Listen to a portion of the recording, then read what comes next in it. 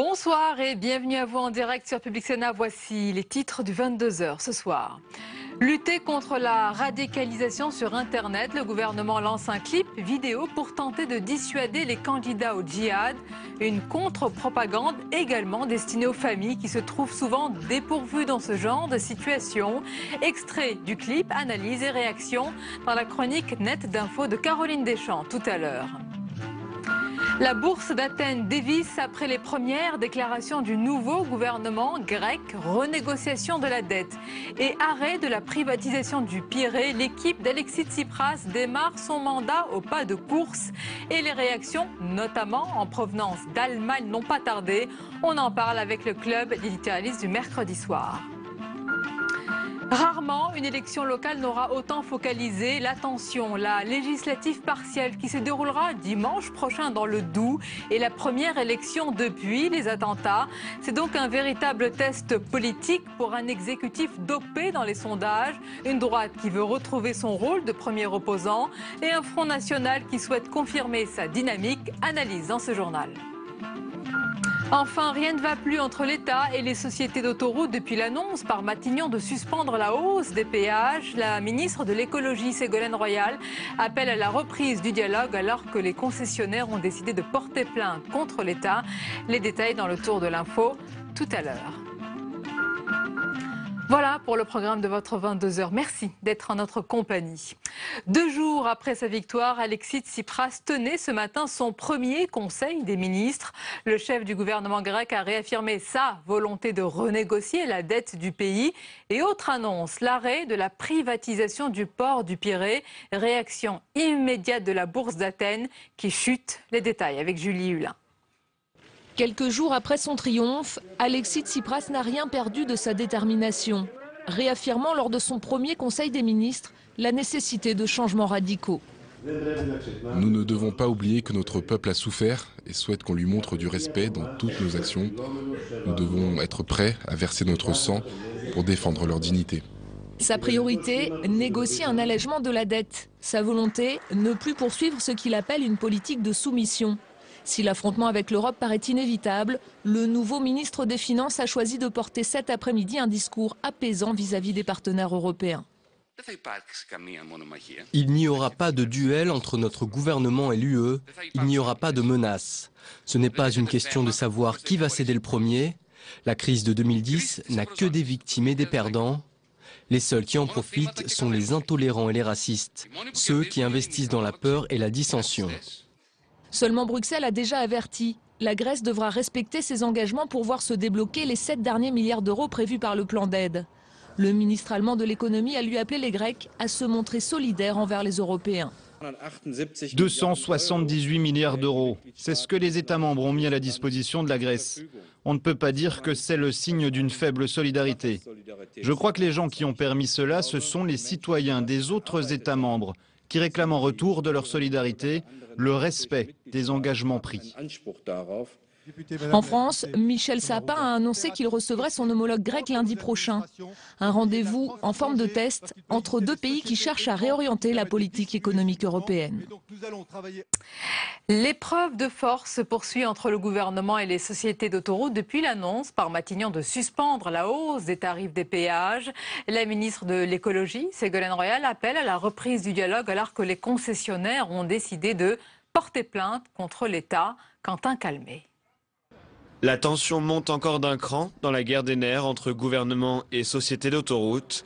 Aujourd'hui, les pouvoirs publics justifient le gel des tarifs autoroutiers. Comme il y a une négociation en cours pour remettre à plat les mécanismes de concession autoroutière, de tarifs, il a paru plus raisonnable aujourd'hui de geler les projets de hausse des tarifs pour avoir le temps de travailler, de réfléchir et de savoir comment on restabilise des concessions autoroutières. Avoir le temps de travailler et fourbir ses armes, notamment grâce aux députés et sénateurs. Manuel Valls compte réunir tous les mercredis un groupe de travail pour décider de renégocier les contrats entre l'État et les sociétés d'autoroutes ou les résilier. Patrick Chaise était parmi les parlementaires reçus à Matignon hier.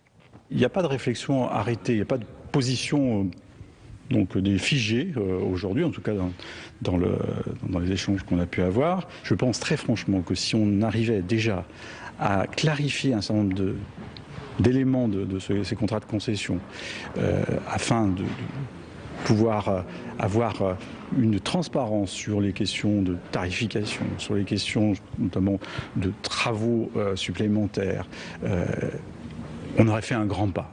À l'origine de l'épreuve de force, ce rapport de l'autorité de la concurrence, publié en septembre.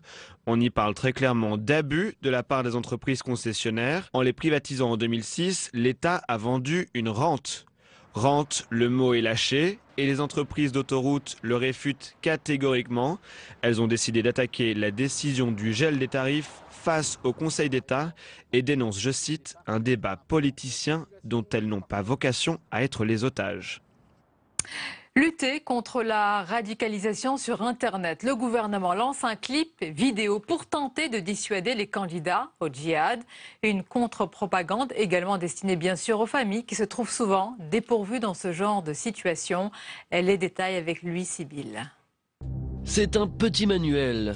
Un site du ministère de l'Intérieur reprend les mêmes armes que les cyber-djihadistes et retrace le processus de radicalisation qui passe d'abord par les réseaux sociaux.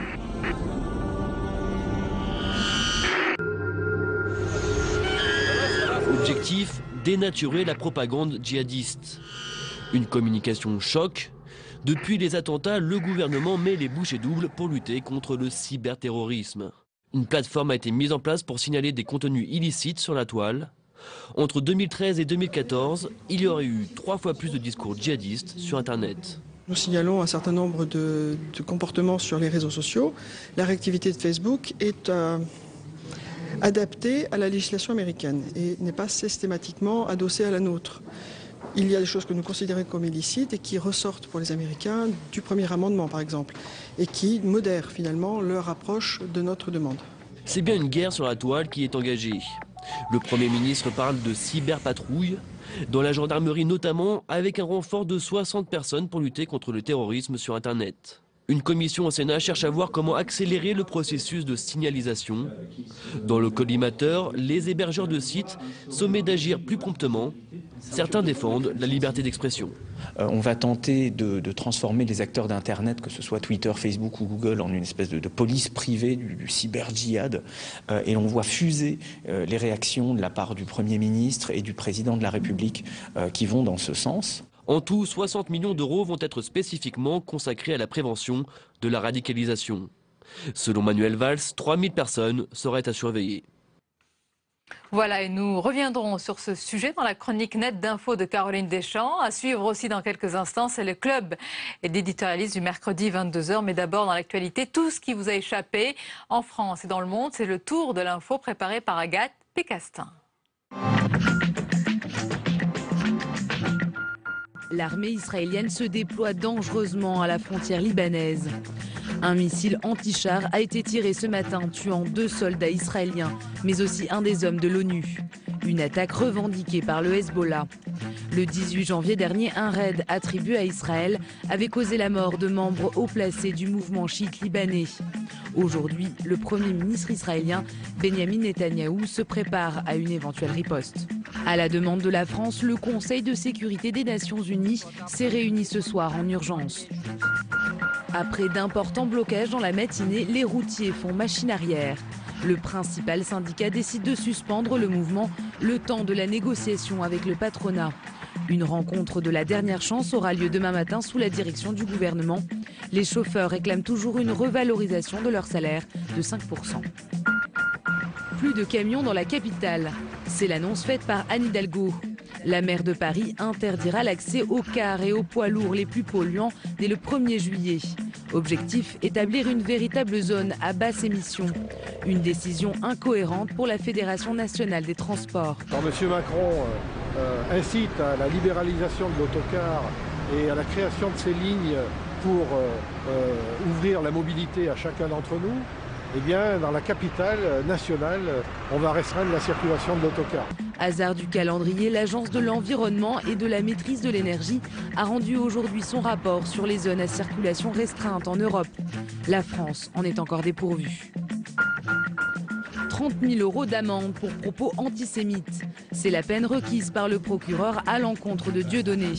Le tribunal correctionnel de Paris juge l'humoriste pour ses propos sur le journaliste Patrick Cohen.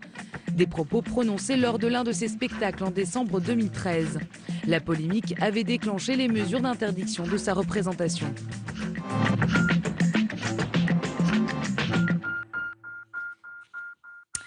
Le club d'éditorialistes du mercredi, vous connaissez le principe, c'est le débat et l'analyse des thèmes dans l'actualité avec les journalistes de la presse écrite. Et le tout est croqué en direct par notre dessinateur Hervé Baudry. Bonsoir Hervé. Bonsoir Sonia. Merci et bonsoir à tous. D'être en notre compagnie. Et voici les sujets du club ce soir. L'heure de vérité pour le gouvernement grec. Les premières mesures ont été annoncées ce matin lors du Conseil des ministres. Alexis Tsipras débute son mandat au pas de course et avec des annonces chocs qui ont fait dévisser la bourse. On en parle tout à l'heure. En France, c'est le test du Doubs. La législative partielle à Montbéliard dimanche prochain est au centre de toutes les attentions. C'est le premier test électoral après les attentats. Analyse à suivre ce soir. Et puis, cette question, mais où est donc Vladimir Poutine? Absent hier des commémorations du 70e anniversaire de la libération du camp d'Auschwitz, le président russe a vivement réagi aujourd'hui et la fracture avec l'Europe semble très profonde. Et pour en parler, en notre compagnie ce soir, nos invités, Geoffroy Lejeune, bonsoir. Bonsoir et bienvenue, rédacteur en chef politique à Valeurs Actuelles. Nous accompagne également Benjamin Sportouche, bonsoir. Bonsoir Sonia. Journaliste politique à l'Express. Éric Fotorino est avec nous, bonsoir. Bonsoir Sonia. Co-fondateur et directeur de l'hebdomadaire Le 1. Et on va démarrer, comme tous les mercredis désormais, avec la chronique nette d'infos de Caroline Deschamps. Bonsoir Caroline. Bonsoir Sonia. Alors on va parler du gouvernement, Caroline, qui intensifie sa lutte contre le djihadisme, notamment sur le net, avec une campagne, un clip choc. Eh oui, il l'avait dit, il l'a fait. Combattre le radicalisme est l'affaire de tous, tweet Manuel Valls. Le Premier ministre avait annoncé la semaine dernière la création d'un site internet dédié à la lutte contre le djihadisme. C'est chose faite avec un clip aux images chocs. Regardez extrait.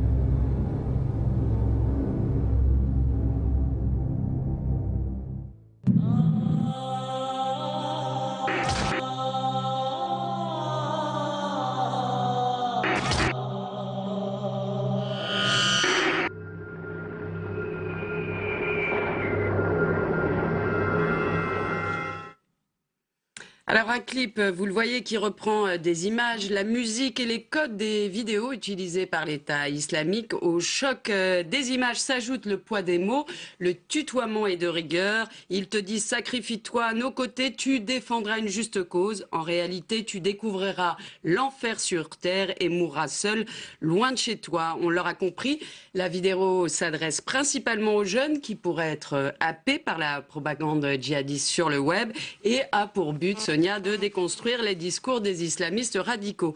Alors il faut savoir qu'il s'inspire d'un clip très violent qui a été diffusé par le gouvernement américain pour dissuader les candidats au djihad.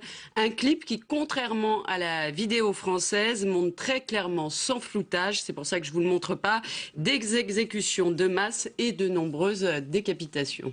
Et mis à part ce clip, qu'est-ce qu'on trouve sur le site internet? Alors le site stop-djihadisme.gouv se divise en 4 parties: comprendre, agir, décrypter et se mobiliser.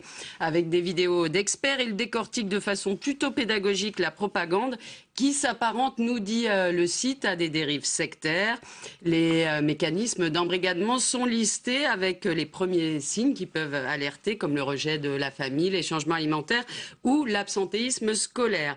Alors face à des situations d'urgence ou pour prévenir la radicalisation, il y a un numéro vert qui a été mis en place, c'est le 0800 0056 96 et puis bien sûr un formulaire en ligne. Et la question, c'est quelle peut être l'efficacité de ce genre de dispositif? Alors, bien sûr, c'est la question qui se pose, c'est difficile à dire. Certains spécialistes des mouvements djihadistes, comme le journaliste David Thompson, estiment que la contre-propagande peut être contre-productive. Et oui, parce que que pour des jeunes qui sont endoctrinés, cette violence-là qu'on voit dans le clip est légitime puisqu'elle punit les ennemis de la cause. Alors en revanche, ça peut peut-être être utile pour les familles et puis aussi pour les jeunes qui se posent des questions.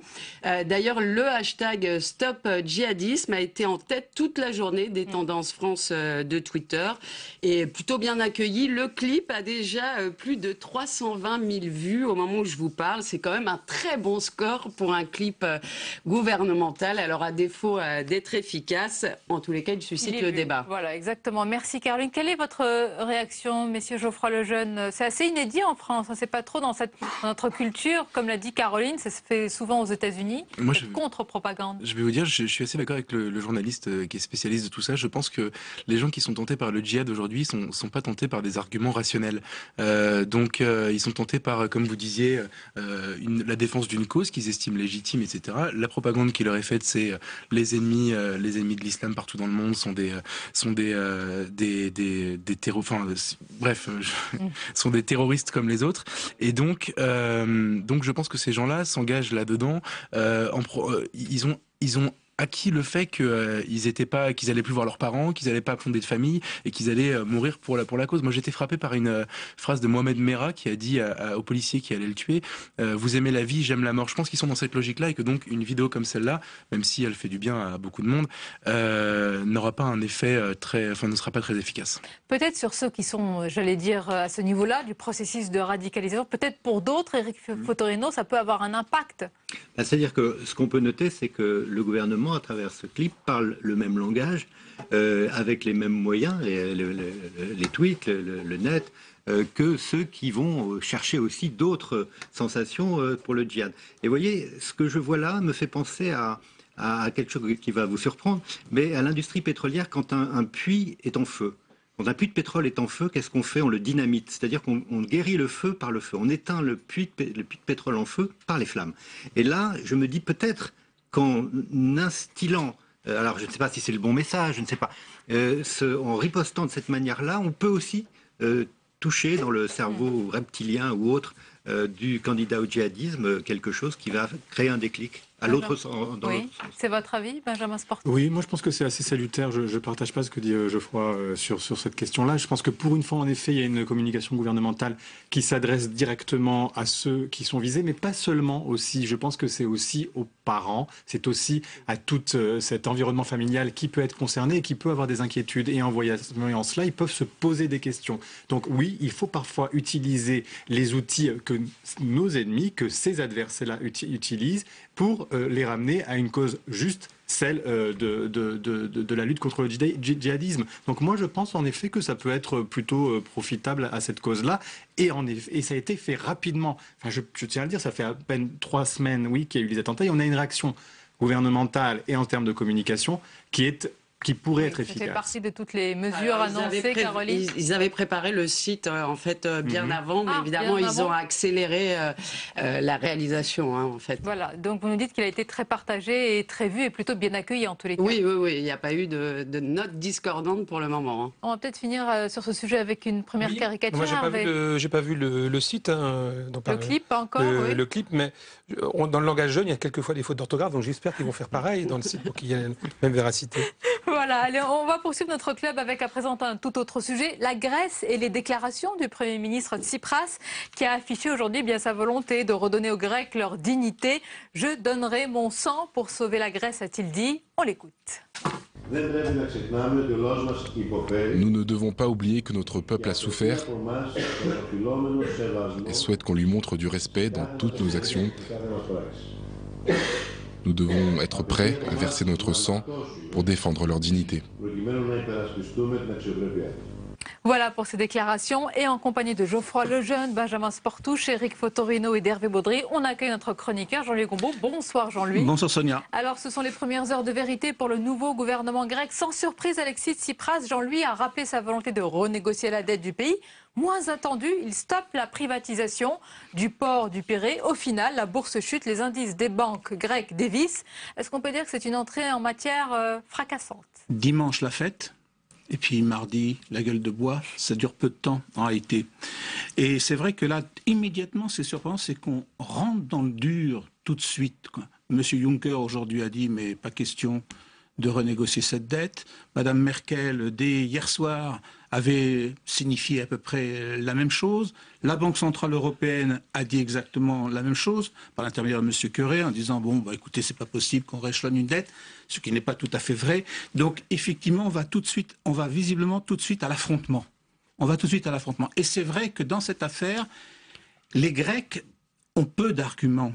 En réalité, parce que toute la campagne de M. Tsipras était de dire, écoutez, nous, on est peut-être la dernière roue du carrosse, mais si la dernière roue du carrosse tombe, vous allez voir ce que ça va faire sur l'ensemble de l'attelage.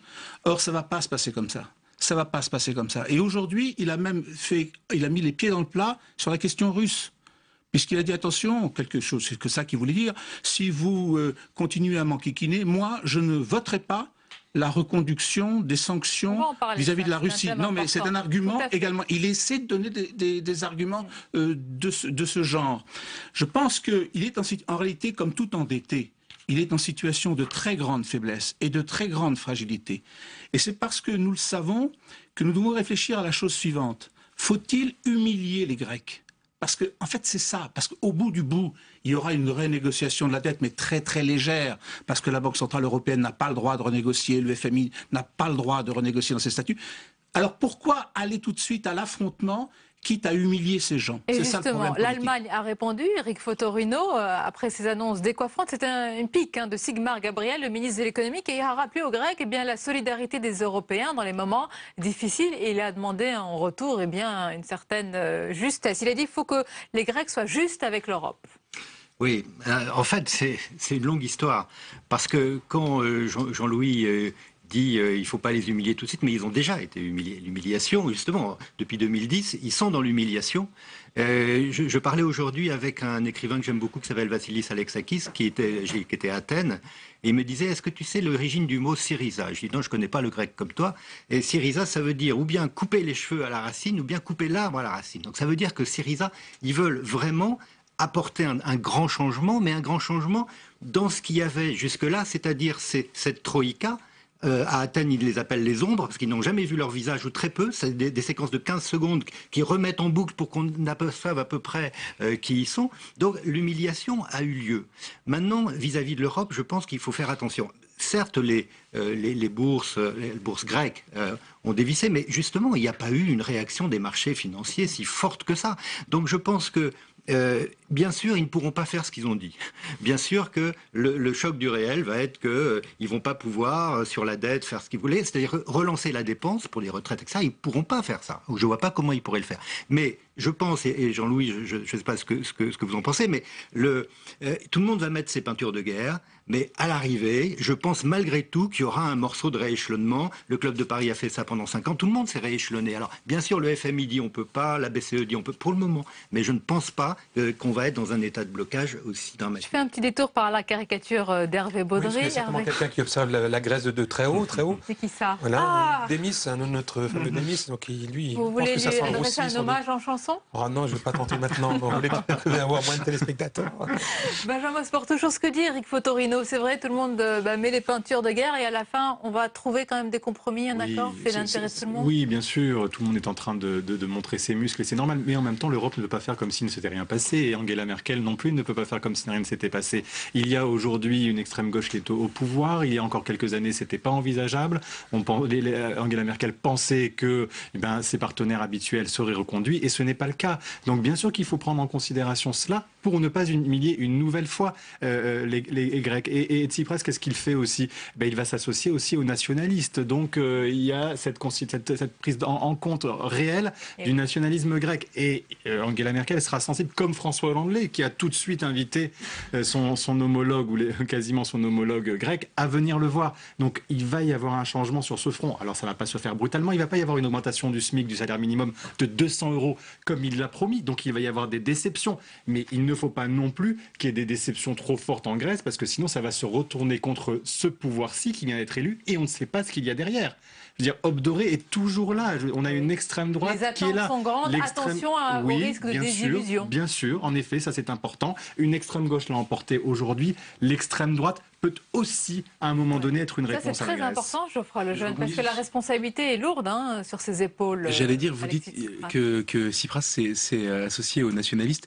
C'est vrai, mais qu'est-ce qu'ils ont en commun, les Grecs indépendants de Panos Kamenos et ceux Syriza de Tsipras? Ils ont en commun la volonté de faire exploser l'Europe, en tout cas l'Europe telle qu'elle existe aujourd'hui, la Troïka, et les contraintes imposées à la Grèce. Moi, ce qui m'intéresse beaucoup, c'est que finalement, les gens ont voté pour eux, et ils ont voté pour eux sur cette promesse uniquement. Ça m'a presque rappelé, dans des moindres mesures évidemment, mais souvenez-vous quand François Hollande a été élu, il expliquait grosso modo la même chose. On avait le Merkozy qui nous imposait des normes drastiques pour la France pour redresser l'économie, et lui il disait non, pas du tout, je vais aller renégocier le traité budgétaire avec Angela Merkel, ce qu'il n'a pas fait. La question qui va se poser aujourd'hui, c'est est-ce que les Grecs, qui sont légitimes parce qu'ils ont été élus, le gouvernement grec, est-ce que le gouvernement grec va tenir ses paroles et faire plier l'Union européenne? Moi, je pense, comme vous, que ce ne sera pas le cas, qu'il ne peut pas. Et je pense qu'aujourd'hui, l'Union européenne est fondée sur des principes de libre circulation des hommes, des marchandises, des capitaux, etc. Et sur une règle fondamentale de bon fonctionnement de l'économie. On ne peut pas se permettre de faire ce que les Grecs proposent. Donc je pense, si vous voulez, que tout ça va terminer par une sorte d'ultime déni de démocratie, puisque les Grecs ont voté pour quelque chose que le gouvernement grec ne pourra pas faire. Et pourtant, Jean-Luc Gombault, je rappelle les paroles du Premier ministre aujourd'hui, c'est ce qu'il a dit, je donnerai mon sang pour sauver la Grèce, il en faudra du sang, mais je veux surtout redonner la dignité aux Grecs. Ce mot est beaucoup revenu dans le discours, donc les attentes, j'allais dire, elles sont importantes en termes financiers, le SMIC, etc., mais il y a une question même d'honneur quelque part. Il met, comme peinture de guerre, il met son sang, mais fondamentalement, il faut bien comprendre une chose. Si il y aura un rééchelonnement minime, pourquoi? Parce que sinon, l'Espagne va se présenter au guichet, mais très rapidement, car elle n'est pas en réalité sortie de la difficulté. Et là, c'est un beaucoup plus gros morceau. Ensuite, l'Europe est en difficulté. C'est-à-dire qu'il y a vraiment un problème, il y a une verrue, il y a un problème grec qui est très grave, mais l'Europe a des problèmes. La BCE ne peut pas se permettre de rééchelonner. D'abord, elle n'en a pas le droit, et dans ses statuts. Donc, je veux dire par là qu'il y a quand même des contraintes qui nous sont également à nous imposées. Ce n'est pas simplement les problèmes qui se posent aux Grecs, qui sont très graves et très tristes, mais en même temps, il y a nos problèmes à nous. Et la marge de négociation est très étroite. Alors, un coup d'œil sur la caricature d'Hervé sur ce sujet. Oui, pour reprendre ce que dit Jean-Louis, c'est intéressant. Il y a aussi des efforts à faire du côté de la Grèce, parce que là, je parle... On va voir votre caricature, la voici. Ah oui, il a la l'Église attitude. orthodoxe. Mais oui, l'Église orthodoxe, il y a les armateurs aussi, je crois, qui ne sont pas assez sollicités pour On conclut sur ce sujet Juste dire que, en fait, si la dette est si importante, et elle a encore grossi malgré les efforts, c'est parce que surtout la croissance s'est cassée la figure. Ils ont perdu 25% de croissance. Donc l'enjeu après, c'est est-ce que la croissance peut redémarrer en Grèce? Est-ce que, parce qu'il n'y a pas eu de banqueroute financière, mais il y a une banqueroute morale, il y a une banqueroute politique et aussi fiscale. C'est est-ce que les armateurs, est-ce que l'Église, en Espagne, en Italie, on ne se demande pas si l'Église doit ou non payer l'impôt. Là, l'Église est comme une association de bienfaisance. Donc c'est quand même inouï d'être dans une situation comme celle-là.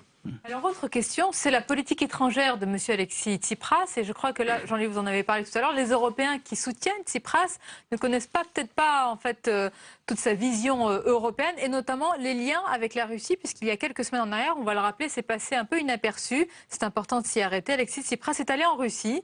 Il a été reçu par de hauts responsables au Kremlin, et c'était au lendemain de l'annexion de la Crimée. Selon les médias grecs, c'est souligné, il a soutenu les séparatistes à l'est de l'Ukraine. Voilà peut-être un allié de Poutine. Alors justement, qui est arrivé en Europe. Alors c'est intéressant cette histoire parce que là aussi Tsipras, à mon avis, fait une confusion. Il croit évidemment qu'il tient un morceau avec les Russes et qu'il va dire moi je m'appuie sur les Russes et puis vous allez voir, comme il faut l'unanimité le 21 février prochain lorsqu'il sera question de renouveler les sanctions et même de l'étendre à d'autres personnalités russes, il faut l'unanimité européenne. C'est vrai que toujours ça s'est fait comme ça. Mais dans les statuts, il n'y a pas besoin d'unanimité pour reproduire les sanctions. En réalité, dans les statuts, il faut la majorité qualifiée. Autrement dit, on peut se passer de M. Tsipras sur cette affaire. Donc, là aussi, il met ses peintures de guerre, mais en réalité, il n'y a pas beaucoup de consistance derrière. Il a le pouvoir d'un endetté. Et donc, à partir de là, il a un pouvoir très réduit. Alors, on va s'arrêter ce soir sur cette fracture entre la Russie et les Occidentaux. On va rappeler qu'hier, et ça vous a peut-être choqué, en tous les cas, ça peut être souligné, c'est que Vladimir Poutine était absent aux commémorations de la libération du camp d'Auschwitz. On va revenir sur les relations entre la Russie et l'Europe, sur fond, bien sûr, de situation ukrainienne. Le rappel des faits avec Mounir Soussi, on en parle juste après, regardez. Entre l'Europe et la Russie, le climat est glacial. Une méfiance réciproque s'est installée entre les deux voisins. Principal point de discorde, la crise ukrainienne. Quand la Russie accuse les capitales européennes de vouloir étendre leur zone d'influence en soutenant le pouvoir de Kiev, l'UE reproche à Vladimir Poutine de déstabiliser le pays à travers les combattants pro-russes toujours actifs. Nous devons envoyer un message fort sur notre réactivité, sur plus de soutien à l'Ukraine. Également sur le plan financier, comme nous venons de le faire politiquement aujourd'hui en rendant les sanctions sur la Crimée et Sébastopol plus efficaces. Des sanctions qui touchent de plein fouet l'économie russe. Le rouble est en chute libre et le pays est entré en récession. Le Kremlin dénonce un acharnement et tient un discours digne de la guerre froide. Si la crise en Ukraine et en Crimée n'avait pas eu lieu, l'Occident aurait pensé à une autre excuse pour contenir les possibilités croissantes de la Russie, l'influencer ou mieux encore l'utiliser dans leurs propres intérêts. Un contentieux commercial et militaire oppose Paris et Moscou. La France refuse de livrer les navires Mistral. Mais au début du mois, François Hollande semblait faire un pas vers son homologue russe. Et je pense que les sanctions, maintenant, doivent s'arrêter. Doivent s'arrêter au sens, elles doivent être levées s'il y a des progrès. S'il n'y a pas de progrès, les sanctions demeureront. Et les derniers événements tendent vers le maintien. L'offensive des séparatistes pro-russes sur Mariupol samedi dernier a tendu les relations. Le 12 février prochain, les ministres des Affaires étrangères européens se pencheront sur de nouvelles sanctions. Voilà, Russie, Europe, la grande fracture. Éric Fotorino, d'abord, l'absence de Vladimir Poutine hier aux commémorations en Pologne, alors que c'est bien, rappelons-le, l'armée rouge qui a libéré le camp d'Auschwitz. Est-ce que la Russie n'aurait pas mérité franchement d'être au premier rang avec les représentants des alliés? Si on lit l'histoire, mais là encore, l'histoire reste très douloureuse et complexe. Évidemment, d'ailleurs, il y a un contraste très fort entre les images qu'on a vues en Normandie, aux commémorations de Normandie, exact, avec Poutine et Obama, avec les présidents de l'Ukraine, etc., et ces images-là. Mais ce qu'il faut voir, c'est qu'il y a à la fois un contentieux entre, on l'a dit, entre Poutine et l'Europe, entre Poutine et la Pologne. Alors la Pologne, maintenant, elle est dans l'Union européenne, mais il y a l'histoire, c'est une histoire qui ne passe pas, parce que Poutine, lui, poursuit un dessein qui est le grand peuple slave. Et pour lui, les Russes, les russophones, ça doit être la grande Russie, celle du patriarcat du 19e siècle. Et puis, on oublie toujours de rappeler, j'ai pas entendu de commentaires là-dessus ces jours derniers, c'est que l'armée rouge, elle a été, on dit elle a libéré Auschwitz, c'est vrai, mais après la fin du pacte germano-soviétique, une partie des pays qui étaient opprimés par Moscou, les Lettons, les Tatars de Crimée, tout cela ont combattu l'armée rouge avec les armes de la Wehrmacht. Donc évidemment, la dimension Ukraine fasciste que dit Poutine pour cristalliser cet antagonisme, ça reste encore. Et d'ailleurs, je pense que l'anniversaire du 8 mai 2015 pour le 8 mai 45, ça encore, ces fractures-là vont ressurgir. Regardez la caricature sur ce sujet. Oui, il avait un mot d'excuse, en fait, Vladimir. Oui. Il libérait l'Ukraine. Il est en train de libérer l'Ukraine pour lui. Mais Benjamin Sportouche, on a quand même remarqué hier, alors qu'on était dans des commémorations, que l'Europe est divisée jusque dans la mémoire de son histoire. Parce que la Russie n'était pas là. Alors peut-être que c'était la faute à Poutine qui n'a pas voulu venir, ou l'Europe, ou la Pologne qui ne l'a pas invité, peu importe.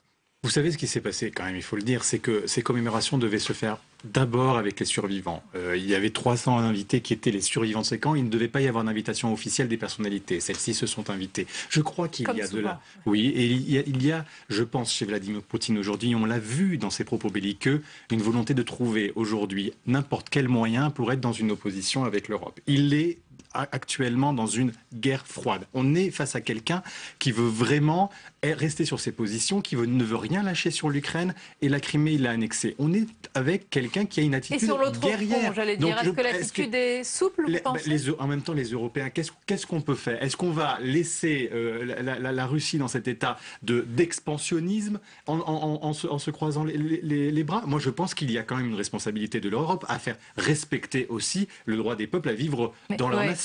Alors, il y aurait quand même un paradoxe à ne rien faire. Je veux dire, il faut voir aussi ce qui se passe en Russie. On a un président russe qui aujourd'hui a des attitudes autoritaires, dictatoriales. En même temps, sur le thème de la culture, juste un point, il faut voir ce qui se passe dans ce pays. Il y a un papier que je vous conseille, sans faire d'autopromotion, dans l'Express aujourd'hui, dans cette semaine, pour montrer à quel point il y a des théâtres qui sont fermés, ou en tous les cas, où on va faire des inspections de sécurité pour trouver des motifs de fermeture. Donc il y a quand même quelqu'un à la tête de ce pays qui n'est pas dans les Alors, il y a cette réalité, et Geoffroy Lejeune, il y a aussi l'autre réalité dont il faut parler.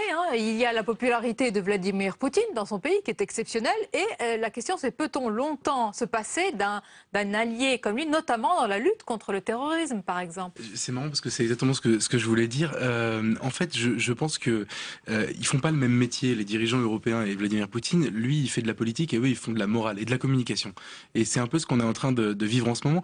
Moi, je le comprends un peu, Poutine, pour prendre le contre-pied de il Benjamin. fait la guerre quand même, il fait même plus que de la politique. Mais ça, c'est de la politique. La guerre, ça fait partie de la politique. Si, justement, c'est ça. Oui, mais c'est une forme particulière. Je suis d'accord avec ce que vous avez dit sur l'expansionnisme russe. Il fait de la politique, il défend les intérêts de son peuple et c'est ce que font pas les autres. Donc, pour finir sur Poutine, il défend les intérêts de son peuple en tout cas, élargissant ses frontières. Il a un dessin et il le met en œuvre. Les autres font de la morale. C'est ça que c'est pour ça qu'ils se comprennent pas. Moi, ce qui m'a beaucoup frappé, c'est que Vladimir Poutine, moi je le comprends quelque part. Je le comprends parce que il s'est fait quasiment traiter de nazi par Hillary Clinton il y a quelques mois.